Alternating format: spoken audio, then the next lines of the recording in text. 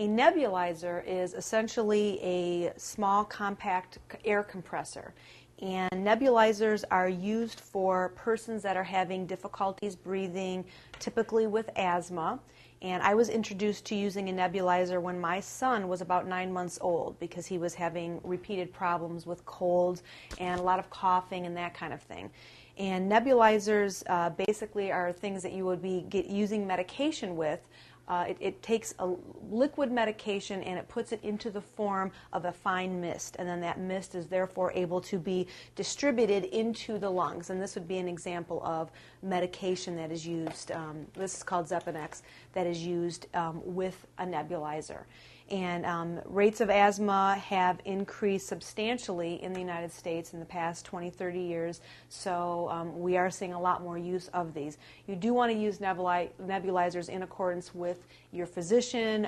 They're the ones that are going to be recommending specific medication, and you can purchase these at a medical supply store.